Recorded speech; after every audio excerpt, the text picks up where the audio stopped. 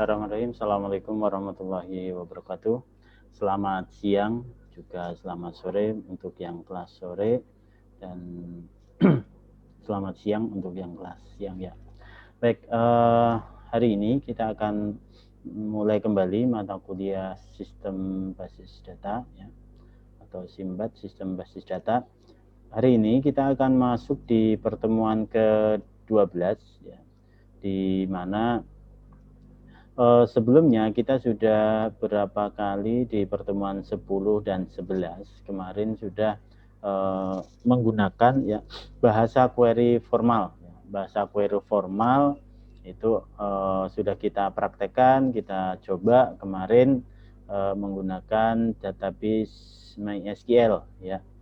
Semoga materi yang kemarin sudah kita pelajari kemudian sudah dicoba itu tidak ada kendala. Bila mana masih ada kendala, masih ada yang bingung, masih belum bisa, nanti bisa ditanyakan ya, bisa dibahas di grup WhatsApp.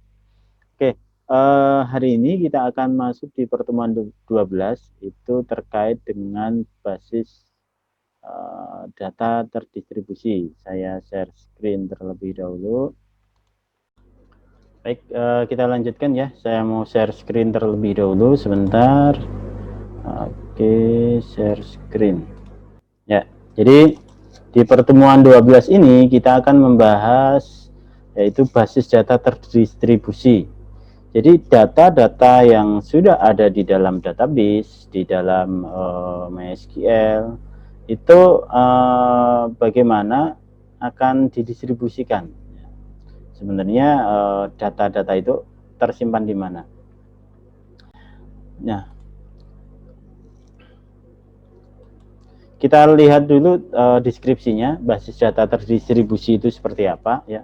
Jadi basis data terdistribusi itu adalah kumpulan data yang digunakan bersama-sama yang saling terhubung secara logik ya, tetapi tersebar secara fisik pada suatu jaringan komputer. Jadi terdistribusi di sini datanya itu dikumpulkan di dalam jaringan atau di komputer masing-masing, di komputer mainframe gitu kan, atau terdistribusi, tapi datanya itu terkumpul atau bisa digunakan secara bersama-sama itu. Jadi kalau kita lihat sebuah aplikasi besar gitu kan, itu mereka datanya itu tersebar tapi bisa digunakan bersama-sama. Nah, karakteristik dari database terdistribusi yaitu ada beberapa karakteristiknya. Yang pertama, kumpulan data yang digunakan bersama-sama secara logik ya, tersebar pada sejumlah komputer yang berbeda. Jadi kalau kalian anak teknik kan nanti pasti akan tahu nih ada server A, server B, server gitu kan, ada penempatan server ya. Nah, itu nanti dari server-server masing-masing server itu menyimpan basis data, menyimpan database. Nah, namun nanti dari server-server itu akan dihubungkan secara logiknya ke dalam sebuah aplikasi. Nah, aplikasi itu menggunakan basis data yang berbeda, tapi dalam secara logiknya adalah satu aplikasi. Tuh. Karakteristik yang kedua, komputer yang dihubungkan menggunakan jaringan komunikasi. Ya, tentunya sebagai anak teknik kalian pasti tahu nih, pasti komputer-komputer tadi dihubungkan menggunakan jaringan komunikasi, jaringan internet bisa, jaringan LAN bisa, atau menggunakan jaringan WiFi. Kemudian yang ketiga, data pada masing-masing situs dapat menangani aplikasi lokal ya, aplikasi-aplikasi lokal secara otonom. Kemudian yang keempat, data yang saling data pada masing-masing situs itu di bawah kendali dalam satu DBMS ya. Jadi data di masing-masing komputer itu ada dalam satu kendali DBMS ya, Database Management System itu. Kemudian masing-masing dari DBMS berpartisipasi dalam setidaknya satu aplikasi global. Ini karakteristik dari data terdistribusi itu. Setidaknya dalam satu aplikasi global. Itu. Jadi karakteristik dari data terdistribusi ini adalah secara fisiknya, ya, secara fisik data itu tersebar, tapi secara logik data itu digunakan dalam satu aplikasi. Tuh. Nah, ini ada beberapa topologi dari data terdistribusi atau distribusi data, ya.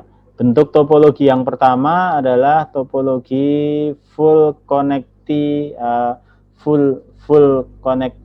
network atau FCN, ya. Full connected network. Jadi data di A, ya, terkoneksi ke B, juga C, D, E, F. Ini full terkoneksi. Jadi data yang tersebar secara fisik ini itu akan full terkoneksi, dikoneksikan masing-masing. Ada simpulnya, ya, ada koneksinya. Ini full connected. Kemudian ada yang partial connected network. Nah, kalau partial connected network ini data harus melewati sebuah simpul sebagai koneksinya. Contoh, untuk mengakses nih ada A, B, C, kemudian D, E, F, ya. Data di A ini, ya, si data di F, ya, data di F itu bisa dibaca sampai sini, itu lewat A. Kemudian D pun juga lewat C, kemudian lewat A. Ini tidak full, jadi ini harus ada parsial. Ada yang ini di sini full, di sini full. Nah, ini ada sebagai koneksinya. Kemudian yang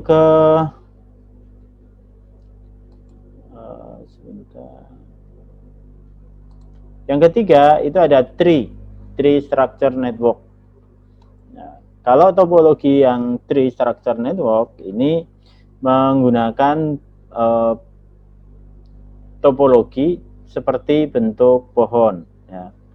Ada simpul akarnya, kemudian ada bentuk daunnya. Jadi A, B, C, D, E, F, G, ya.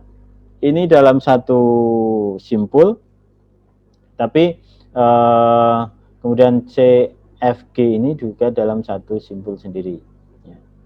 Ini bentuk tree, ya, bentuk tree network atau tree structure.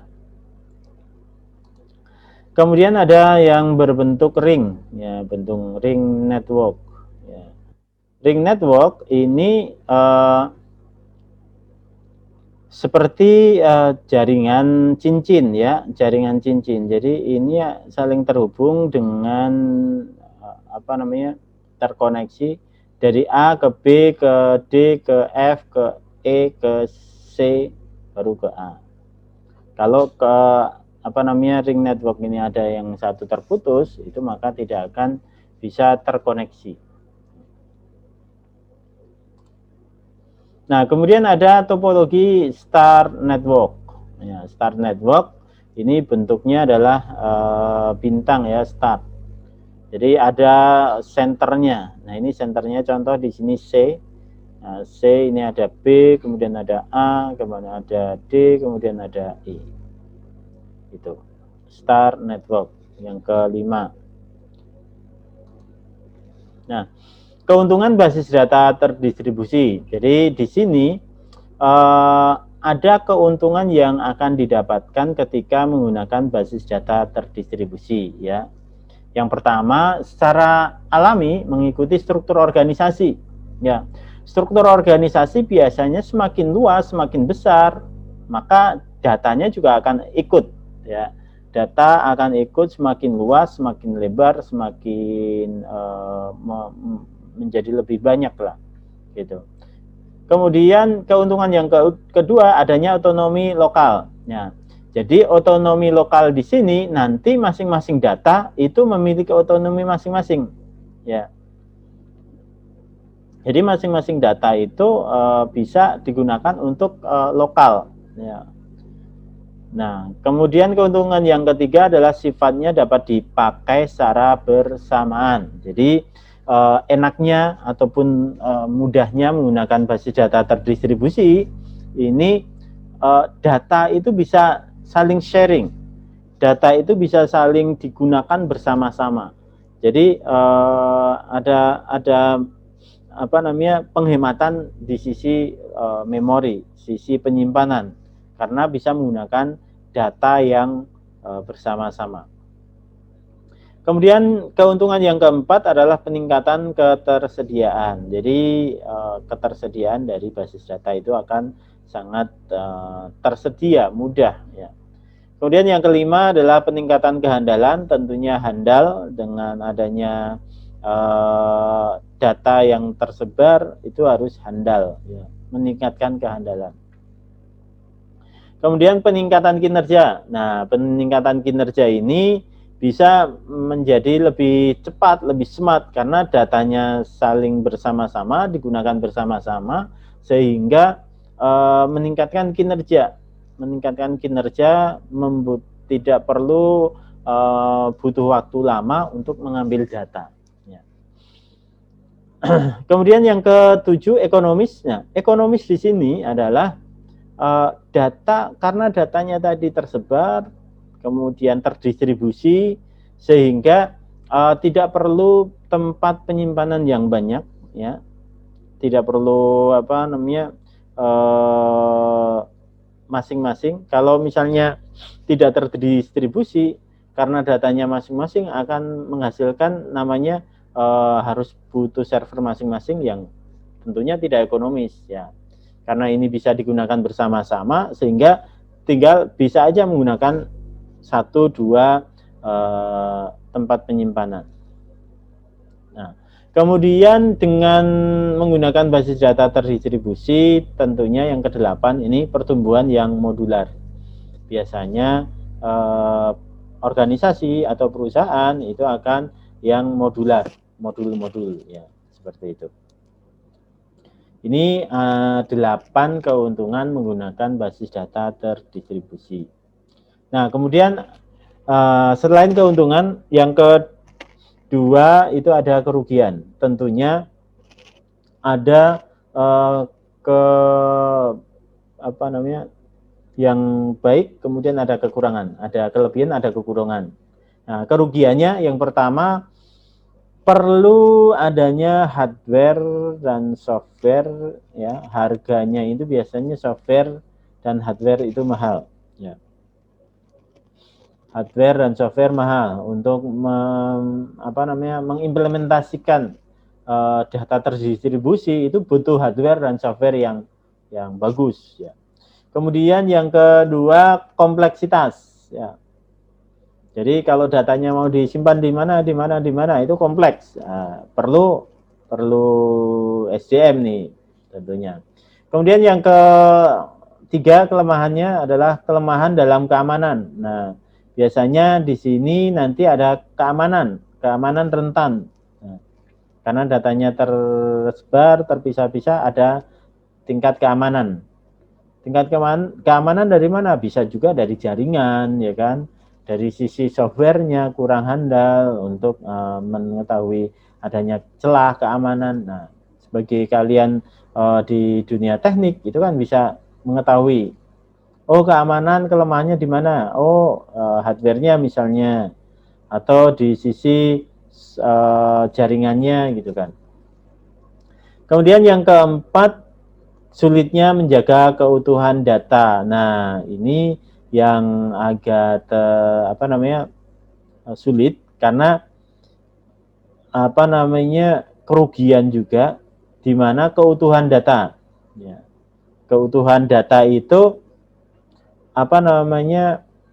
kalau kemarin kalian kan ada beberapa tabel ya, ada beberapa tabel, kemudian dilakukan join, kemudian dibuat menggunakan penggabungannya menggunakan join. Nah, biasanya itu tidak akan utuh ataupun tidak terjadi ya namanya kerugian, datanya tidak utuh, kemudian double, redundant dan sebagainya. Kemudian ada kurang standar. Kemudian yang keenam, kurang kurangnya pengalaman. Nah, biasanya ini terjadi di perusahaan-perusahaan besar, itu kurang pengalaman sisi USDM untuk membuat data terdistribusi. Kemudian yang ketujuh, perancangan basis data lebih kompleks. Ya, kalau perusahaan-perusahaan ya, apalagi yang kelas sore kan sudah bekerja ya, jadi pasti di perusahaan-perusahaan kalian itu ada semakin besar, semakin apa namanya datanya ataupun organisasinya besar, kemudian membuat rancangan basis data ya yang semakin kompleks biasanya akan terjadi. Ini kerugian, jadi ada keuntungan, ada kerugian. Oke, setelah data tadi terdistribusi, ini kita akan belajar fragmentasi data. Ya. Fragmentasi data ini apa namanya pembagian nanti. Fragmentasi merupakan sebuah proses pembagian atau pemetaan database di mana database dipecah-pecah berdasarkan kolom dan baris yang kemudian disimpan di dalam site atau unit komputer yang berbeda dalam suatu jaringan data. Ya. Sehingga memungkinkan untuk pengambilan keputusan terhadap data yang telah terbagi. Gitu. Nah, fragmentasi data itu kalau kalian kemarin masih ingat, saya ada buat view ya. Ada buat view, ada view mahasiswa, ada view mahasiswa, kode mahasiswa dan nama gitu kan. Ada view mahasiswa yang semuanya, semua data mahasiswa dari NIM ya, kemudian nama sama alamat. Kemudian ada yang view hanya nama dan alamat saja. Ada yang view kode NIM sama nama. Nah, itu pembagian data seperti itu, fragmentasi seperti itu. Jadi datanya ini sebuah tabel, sebuah apa namanya data ini dipecah-pecah. Nah, namun di sini nanti fragmentasinya tidak hanya dalam kolom saja, tapi ada barisnya juga. Itu akan dipecah, kemudian disimpan ke dalam komputer, unit komputer yang berbeda. Itu fragmentasi. Nah, kemudian untuk fragmentasi data, ini merupakan langkah yang diambil untuk menyebarkan data dalam basis data yang terdistribusi. Nah, kalau tadi sebelumnya kita udah membahas data terdistribusi itu apa, jenis-jenisnya apa. Nah, kemudian difragmentasi, ya, dipecah-pecah datanya, maka akan menjadi sebuah basis data terdistribusi. Nah, mengapa perlu dilakukan fragmentasi? Ini ada beberapa alasan ya. Alasan yang pertama adalah penggunaan. Jadi pengguna tidak membutuhkan semua data. Ya, di dalam tabel biasanya ya tabel penjualan ya, misalnya tabel penjualan ada supplier, nama dan sebagainya. Itu kan panjang banget. Nah, perlu pengguna hanya mau tahu apa namanya tanggal penjualannya berapa, jumlah penjualannya berapa, ya. Tidak perlu tahu semuanya. Nah, ini perlu menggunakan fragmentasi. Ya. Di tabelnya itu ada 10 atribut, 10 kolom, pengguna hanya butuh 2 aja. Nah, itu perlu fragmentasi. Gitu. Nanti. Nah, kemudian yang kedua adalah efisiensi. Nah, dengan menggunakan fragmentasi akan efisien karena hanya sesuai dengan kebutuhan dari pengguna. Kemudian yang ketiga paralelisme ya, paralelisme ya. Jadi datanya itu paralel. Yang keempat keamanan. Nah, keamanan di sini juga apa namanya tadi fragmentasi kan di sisi keamanan. Ada keamanan yang bagus. Sehingga nah ini keamanan di sini pengguna hanya mau 2 kolom saja. Jadi tabel penjualan tidak semuanya dimunculkan keamanan. Gitu.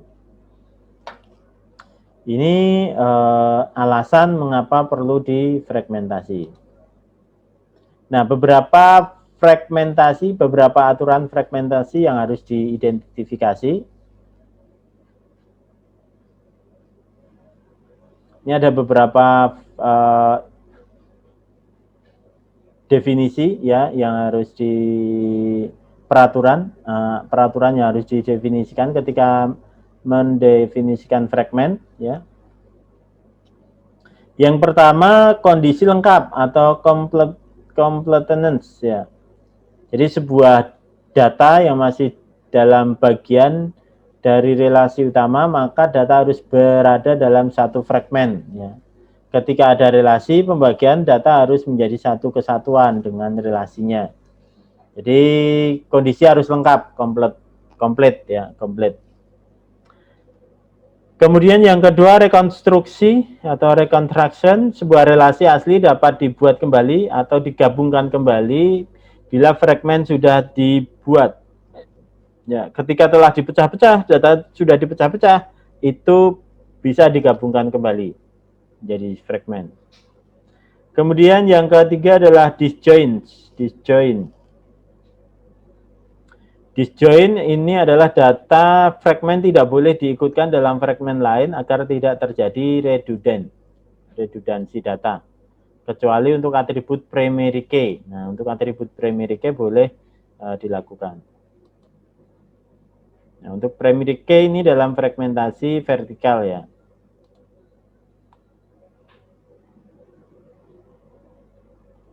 Nah, kerugian dari fragmentasi, ya ini ada kerugian kinerja dapat turun.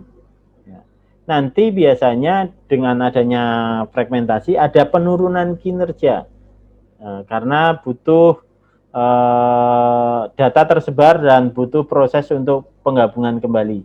Jadi ada penggabungan kembali, maka akan terjadi namanya kinerja menurun. Kemudian integritas yang dapat terganggu dikarenakan gagalnya pada salah satu server database. Ya, salah satu set server database. Jadi kalau ada database yang gagal, nah ini terganggu kerugian.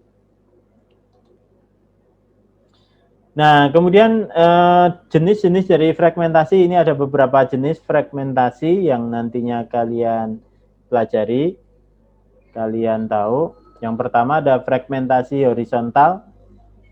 Nah, untuk fragmentasi horizontal ini terdiri dari tuple dan fragmen global yang kemudian dipecah-pecah atau di-skat menjadi beberapa subset.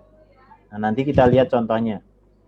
Kemudian ada fragmentasi vertikal, ini membagi atribut dari fragmen global yang tersedia menjadi beberapa grup. Nah. Kemudian ada fragmentasi campuran. Nah, ini untuk campuran, ini campuran dari vertikal dan horizontal. Kalau menggunakan fragmentasi horizontal pada fragmentasi vertikal. Nah, ini ada campuran menggunakan horizontal pada fragmentasi vertikal. Kemudian juga menggunakan fragmentasi vertikal pada fragmentasi horizontal. Ini campuran. Nanti kita lihat, contoh fragmentasinya. Nah, contoh kasus, ada sebuah tabel, nih tabelnya, tabel ujian. Nah, tabel ujian, kita lihat. Di dalam tabel ujian ini ada berapa kolom nih? 1, 2, 3, 4, 5, 6. Ada 6 kolom. Ada 6 atribut. Ya. Ada 6 atribut. Atribut NIM, atribut nama, atribut kode mata kuliah, atribut mata kuliah, atribut nilai akhir, dan grade. Ya, perhatikan ya. Jadi di sini di ujian ini sebelum dilakukan fragmentasi, ya, ini ada 6 kolom. Ada berapa baris? Nah, ada NIM 1, 2, 3, Fatih, ya, Fatih, kemudian 1, 2, 4, Farah, 1, 2, 5, Sarah, 126 Salsabila, 127 Azizah, 128 Farhan, 129 Faiz. Ya. Nah, ini NIM berarti 1, 2, 3. Ada 7 data atau 7 baris. Nah, 7 baris data. Dari sini di kode mata kuliah ada Fatih 101, 102, 101, 101, 103, 103, 102. Kemudian mata kuliah, nilai, dan grade. Nah, ini masih belum difragmentasi ya. Ini masih data utuhnya. Data utuh dari tabel ujian. Nah, kita coba menggunakan fragmentasi horizontal. Nah, fragmentasi horizontal ini terbagi menjadi 3 fragmen yang akan dibuat berbeda berdasarkan mata kuliah. Coba kalian lihat di sini. Di mata kuliah ini ada 3 kode mata kuliah, 101, 102, ini 101 lagi, 101, 103, 103, 102. Nah, ini ada 3 berarti. 101, 102, dan 103. Nah, jadi fragmen horizontal yang pertama ini adalah menggunakan ini berdasarkan mata kuliah. Yang pertama relasi mata kuliah MK sistem basis data. Join ya mata kuliah sistem basis data di ujian. Ini fragmentasi yang pertama akan terbentuk NIM ya. Kolomnya masih tetap ya, NIM, nama mahasiswa, kode mata kuliah, nilai akhir, grade. Untuk sistem basis data, nah ini hanya ada 3, tinggal 3, 123, 125, 126. Ini fragmentasi horizontal yang pertama berdasarkan mata kuliah sistem basis data. Kalau berdasarkan perancangan sistem, ini akan terbentuk nih 2 row, 2 baris. Kalau berdasarkan Visual Basic juga hanya 2 baris. Jadi 2, 2 sama 3, ada 7 baris kan. Nah, ada 7 data. Nah, ini fragmentasi horizontal yang pertama. Sehingga ini terpecah-pecah nih, udah terpecah nih fragmen pertama. Jadi dari satu tabel tadi dipecah nih menjadi fragmen horizontal. Nah, kemudian contoh fragmentasi untuk vertikal. Vertikal.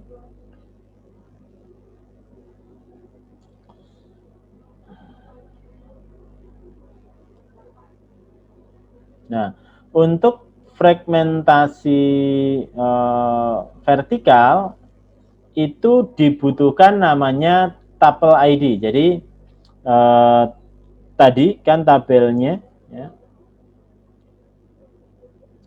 Tadi tabelnya, tabel ujian itu ada NIM, nama, kode mata kuliah, nilai, dan grade. Nah, untuk fragmentasi vertikal itu dibutuhkan dekomposisi dan menambahkan tuple ID. Tuple ID atau row ID. Nah, ini tuple ID. Jadi Fatih itu di tabel pertama, Farah di tabel kedua, Sarah 3, Salsabila 4, Azizah 5, Farhan 6, Faiz 7. Ini vertikal. Nanti ada tabel ID. Nah, kemudian ini relasi yang pertama. Relasi yang pertama itu untuk tadi ada grade sama nilai. Sebentar. 1 NIM, nama, mata kuliah, nilai, dan grade. Nah, di sini untuk fragmentasi vertikal yang pertama tidak memunculkan atau tidak menggunakan kode mata kuliah.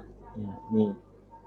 NIM, nama, mata kuliah, langsung mata kuliah tanpa kode mata kuliah, nilai akhir, grade, dan tuple ID. Relasi yang pertama. NIM, nama mahasiswa, mata kuliah, nilai akhir, grade, tuple ID.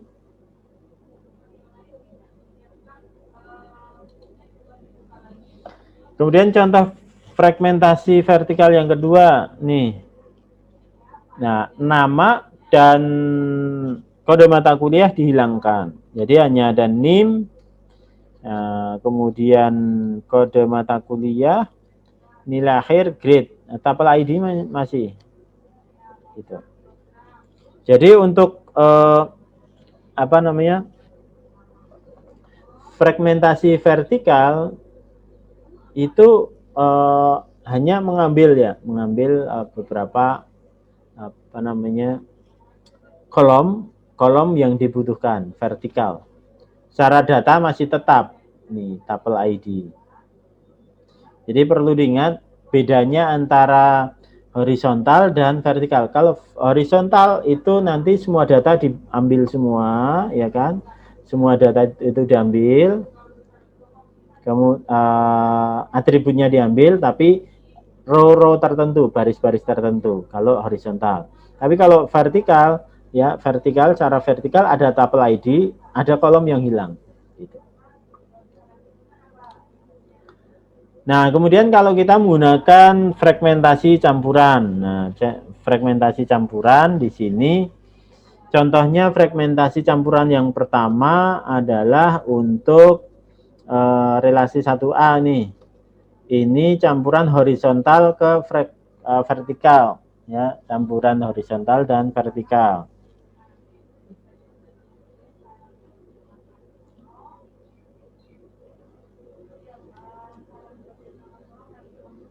Nah, horizontalnya diambil semua ya. Diambil semua untuk sistem basis data ya. Nah, ini vertikalnya.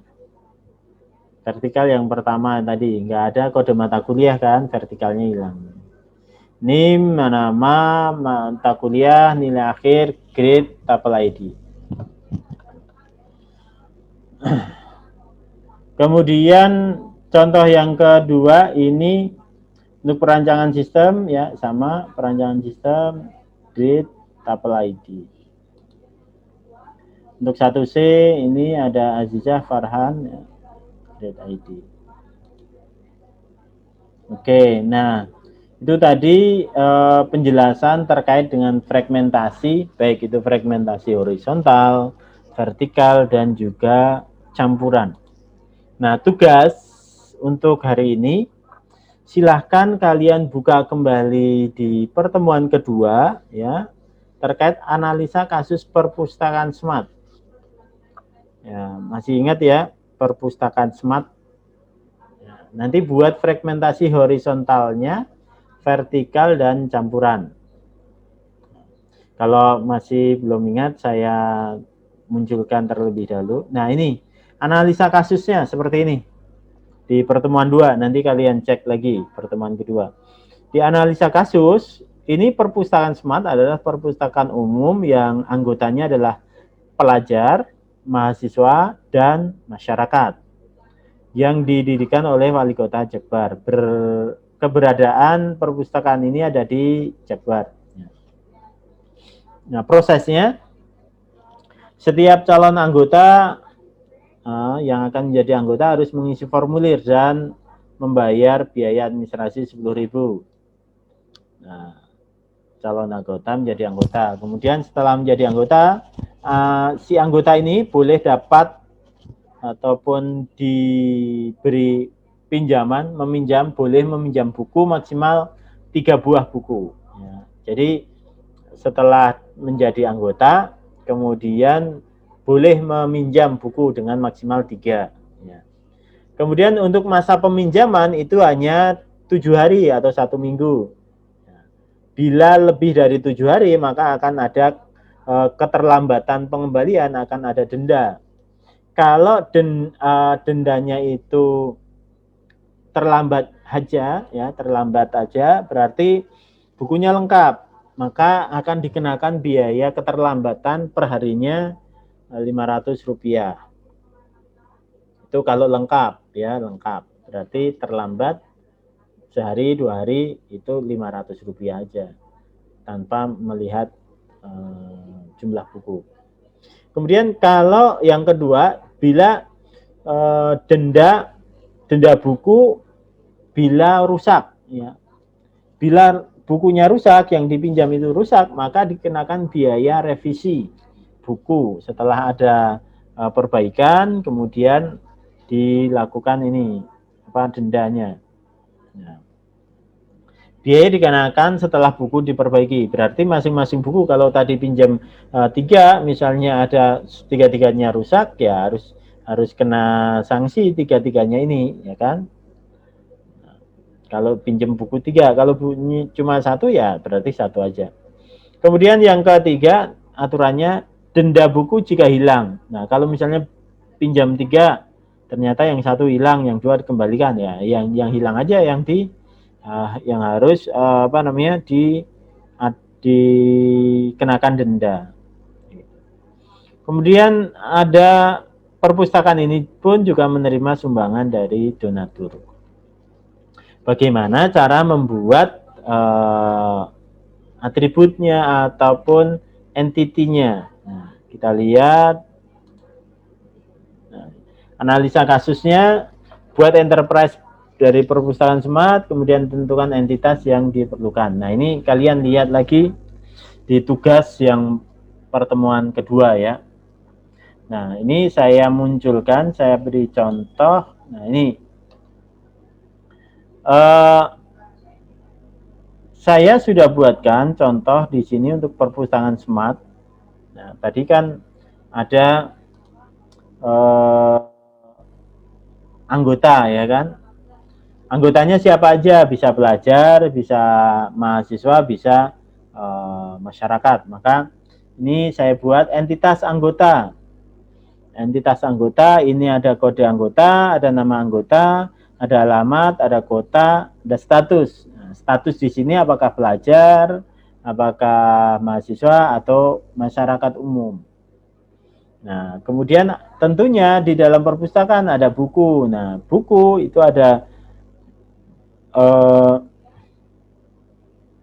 kode buku, ya, judul buku, tahun terbit, pengarang, ISBN. Ya. Kemudian di setiap tadi anggota mau menjadi anggota, itu kan pasti ada petugas. Maka ada kode petugas, nama petugas, nomor handphone, password, sama hak akses dari petugas. Nah, perpustakaan ini membuat ataupun digunakan untuk peminjaman buku. Maka ada tabel, ada entitas peminjaman. Peminjaman apa aja? Nah, ini ada kode pinjam, tanggal pinjam, kemudian kode anggota, kemudian jumlah buku yang dipinjam. Jumlah buku ini tadi kan maksimal 3 buku, makanya bukunya apa aja? Nah, ada relasi detail buku. Nah, ada ID, ya, ID keberapa nih? ID pertama misalnya buku X, ya kan? Ada kode pinjam, berarti relasi ke kode pinjam, kemudian kode buku, dan status. Status ini status bukunya baik, rusak, ya kan? Status buku. Setelah dipinjam pasti ada pengembalian, maka akan direlasikan ke tabel pengembalian. Di tabel pengembalian ini ada kode kembali, ada tanggal kembali, sama kode pinjam. Nah, relasi ke pinjaman ini akan terlihat dari tanggal pinjam sama tanggal kembali. Ada denda enggak? Oh, ternyata lebih dari tanggal harus dikembalikan, lebih dari 7 hari, maka ada denda keterlambatan. Ya, ini ada denda keterlambatan. Kemudian dari masing-masing pengembalian ini pasti bukunya yang mana aja. Nah, ini dilihat di buku detail. Nah, ini detail pengembalian. Salah, ini detail denda. Ini detail pengembalian. Jadi ID, kemudian kode kembali, kode buku, status buku, dan denda. Nah, tadi kan kalau bukunya itu rusak, ya, atau hilang, berarti kan masing-masing buku akan ada dendanya, status bukunya apa. Gitu. Ini sudah saya contohkan untuk entitasnya, kemudian atributnya apa aja. Nah, nanti silahkan dibuat, dicoba seperti tadi, membuat fragmentasi data. Nah, ini tugasnya adalah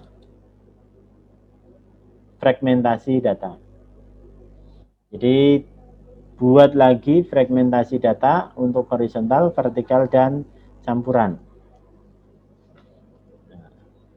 Oke, terima kasih untuk hari ini. Itu tadi penjelasan saya di pertemuan 12 terkait dengan data terdistribusi. Semoga kalian sudah memahami, sudah paham. Jika memang masih belum paham, masih ada yang mau ditanyakan, silahkan nanti di kolom komen boleh, di kolom chat untuk grup WhatsApp silahkan ya. Jadi silahkan komen juga di video saya ini, bisa di subscribe untuk melihat misalnya ada video yang sudah saya upload kembali. Oke, terima kasih waktunya. Dari saya cukup sekian. Assalamualaikum warahmatullahi wabarakatuh.